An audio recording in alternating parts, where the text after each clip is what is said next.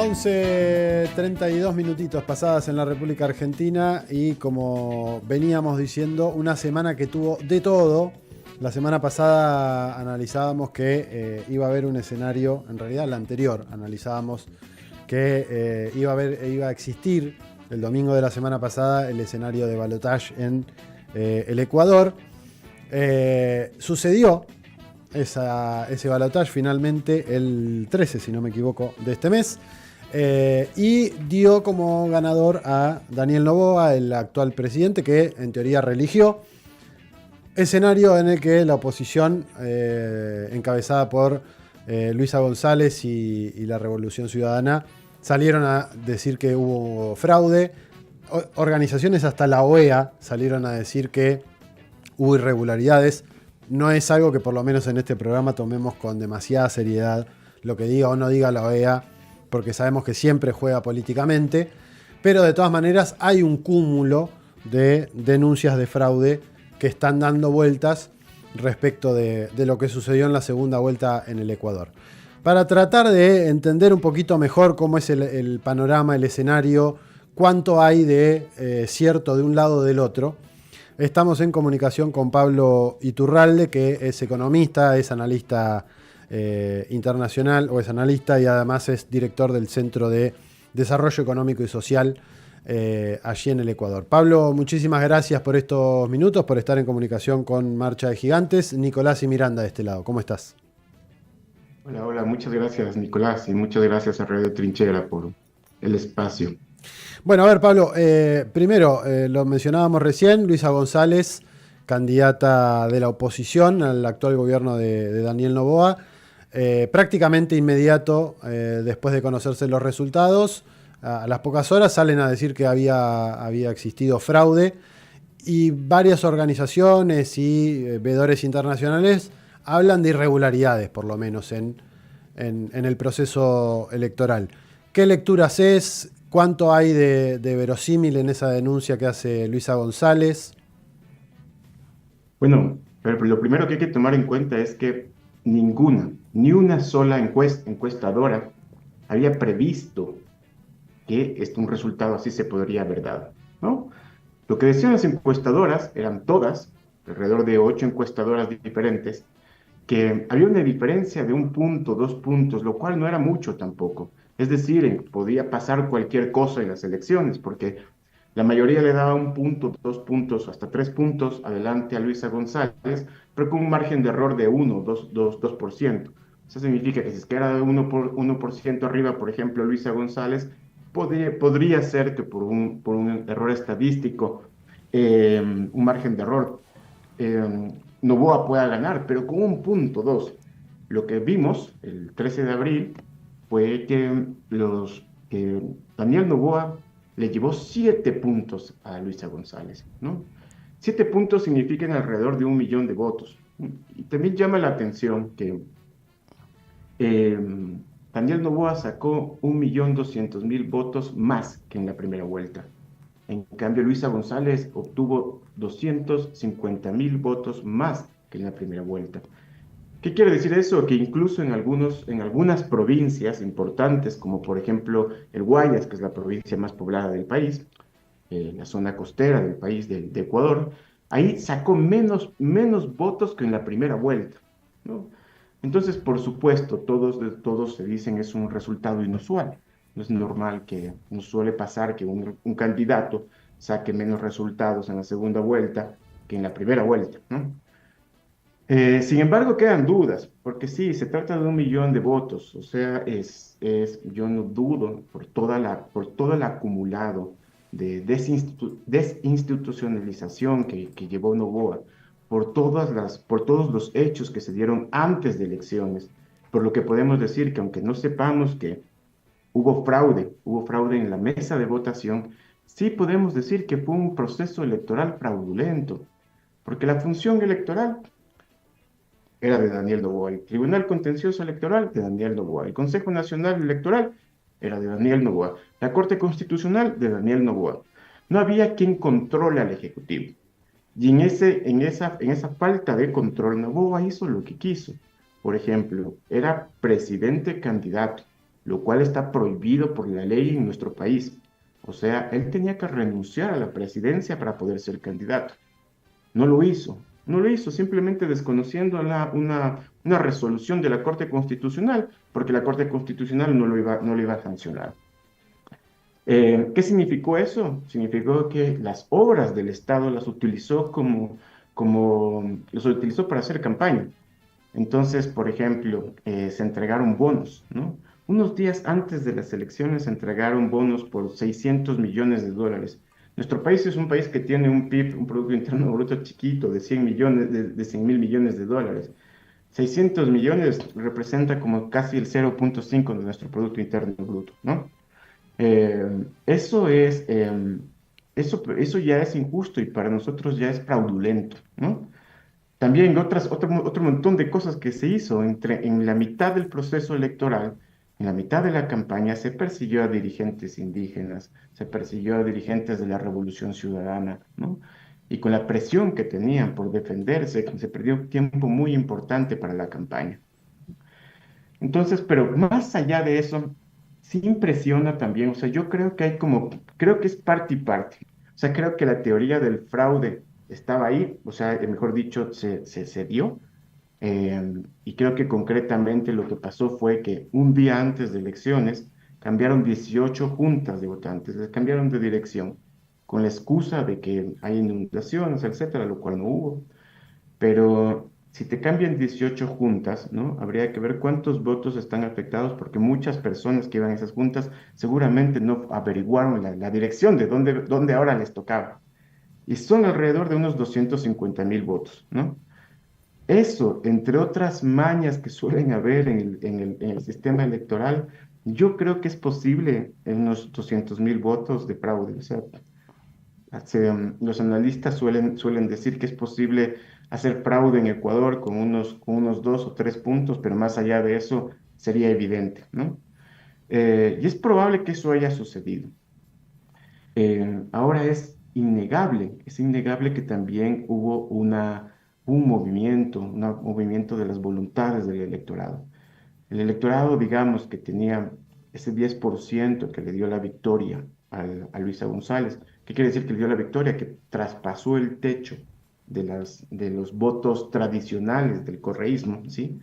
Alrededor de un voto que representaba el 10% del electorado, es altísimo, pero es un voto que creo que lo subestimamos, mejor dicho, lo sobrevaloramos, porque resulta que es un voto sumamente volátil, un voto que podía cambiar de un rato para el otro, porque es una población generalmente bien despolitizada. Y creo que también hubo de eso. Creo que también pasó que en los últimos días de la campaña se activó y creo que ese es el principal elemento del fraude, digamos, estructural. ¿Por qué? Porque lo que creo que sucedió es que la gente cambió de opinión por el miedo.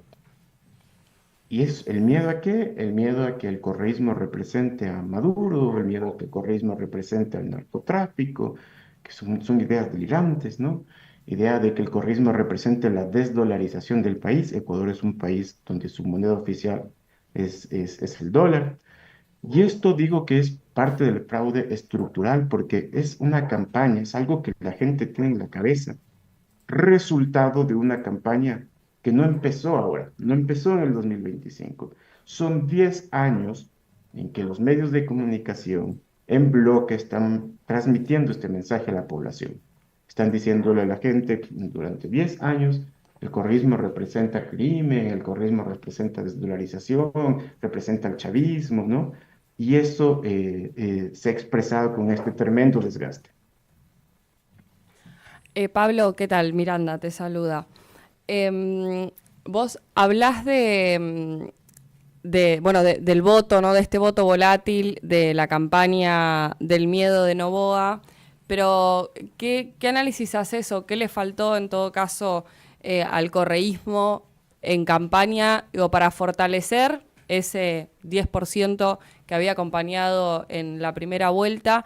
Sobre todo porque veníamos viendo caer la imagen de Daniel Noboa como presidente o con un estado de excepción, con apagones, con represiones. al pueblo movilizado. Digo, hubo muchos hechos en este último año que quizás habrían o daban la sensación de que el escenario era muy favorable para la Revolución Ciudadana. Ni hablar del acompañamiento del movimiento indígena, que me parece que termina siendo quizás o parecía, dentro de la lectura política que hacíamos en la antesala del 13 de abril, parecía un elemento que le daba el triunfo seguro a Luisa González. ¿Qué faltó en campaña? Digo, si el fraude, digo, puede explicar cierta diferencia, la volatilidad puede explicar otro, ¿qué no pudo hacer en campaña la Revolución Ciudadana? Sí, Mariela, yo creo que esa es la pregunta, es una pregunta clave. No obstante, voy a señalar algunos de los errores de campaña que tuvo el correísmo, pero sin que esto signifique que lo anterior fue lo principal. O sea, no puedes era enfrentar David contra Goliat, ¿no? Contra la función judicial, la función de justicia, la policía, la iglesia, ¿no? Pero efectivamente hubieron algunos errores dentro del correísmo que hay que tomarlos en cuenta solamente para los retos, las enfrentas que se vienen. Y comencemos por esta parte del acuerdo entre el correísmo y el movimiento indígena. Ese es un acuerdo histórico. ¿Sí? El correísmo y el movimiento indígena se separaron ya en el año 2008. En el 2008 se distanciaron. En el año 2010, en cambio, hubo una ruptura y desde ahí no se han vuelto a encontrar, ¿no? Entonces, más allá incluso del escenario electoral, a mí me parece que ese acuerdo, que ahora entiendo que se va a mantener porque para poder ser oposición, ¿no? Es algo que es sumamente relevante. Pero ahí hay que ajustar algunas tuercas, porque ¿qué es lo que pasa? Que en esos 10 años del movimiento indígena de anticorreísmo fue ganando mucho espacio en las propuestas de ONG. No que están bien, no estoy diciendo ONG de manera peyorativa solamente, porque hay ONGs de izquierda y hay ONGs de derecha, hay progresistas, hay liberales, hay religiosas. Sin embargo, todas ellas acordaban algo, y era el anti-extractivismo, ¿no? El anti-extractivismo, con lo cual estamos de acuerdo, yo creo que incluso el propio programa de la Revolución Ciudadana es importante en términos de pensar cómo vamos a transitar a una economía que se diversifique, que no dependa del petróleo, que no sacrifique territorios vulnerables como los territorios indígenas. Sin embargo, no es la agenda nacional popular, no es la agenda de las mayorías. El correísmo perdió mucha fuerza cuando en vez de ponerse a hablar de los salarios, de las rentas altas, de la falta de seguridad, le plantea al país una agenda con el correísmo, el anti-extractivismo, lo cual para la gente, digamos, para las grandes mayorías no era un tema importante, ¿no? Y yo creo que ahí está una de las claves que se pueden ajustar y que puede tener muchísima potencia. El correísmo, siendo el partido más importante del país, el movimiento político más importante del país, se ha vuelto también muy autoconfiado en su aparato electoral, en la voluntad electoral que puede reunir. Y creo que eso ha hecho que lo electoral le dé un espacio como para hacer política, pero que está dentro más bien eso, de las estrategias electorales, del marketing, etcétera. Y a pesar de que siempre está haciendo política, descuidó la política en cambio con su propio movimiento, o sea, hablar con su propio movimiento y hablar con sus organizaciones de base, ¿no? Ir a los territorios, ir a los barrios, ir a los gremios, a preguntar concretamente qué es lo que necesitan y no levantar tanto un discurso de extractivismo, de derechos identitarios, etcétera, que estamos totalmente de acuerdo, pero no debería ser la identidad del movimiento. Esa es uno de los elementos. El segundo es que el correísmo tiene que levantar su imagen, tiene que reinventar su imagen. Los medios de comunicación han logrado asociar, como dije antes, después de una campaña de más de 10 años, han logrado asociar el correísmo al socialismo del siglo XXI venezolano. Y hay un terror enorme a eso. Hay un terror enorme. Nuestro país es uno de los países que más venezolanos recibe, pues estamos al ladito, ¿no? y la gente le teme.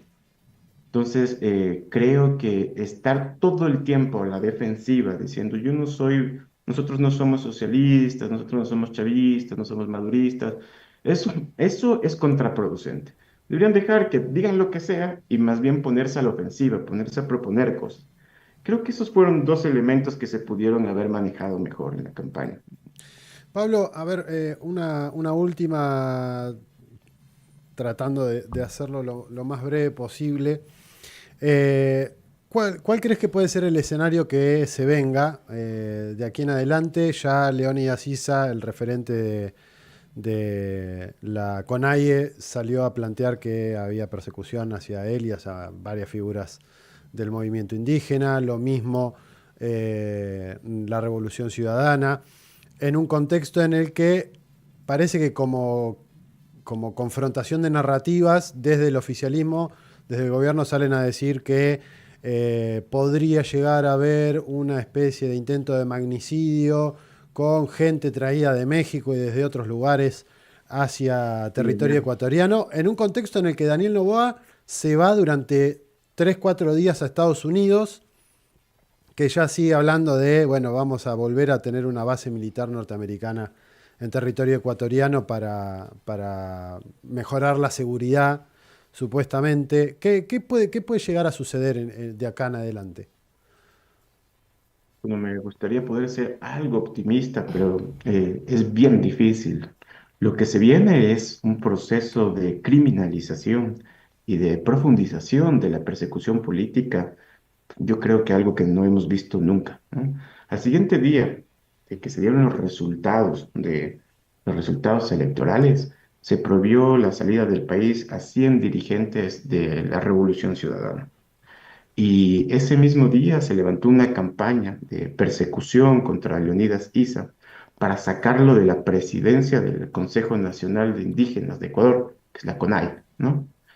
Em, Ayer, en cambio, me enteré realmente el día de hoy, y amanecí con la noticia de que hay una supuestas amenazas de magnicidio contra Noboa.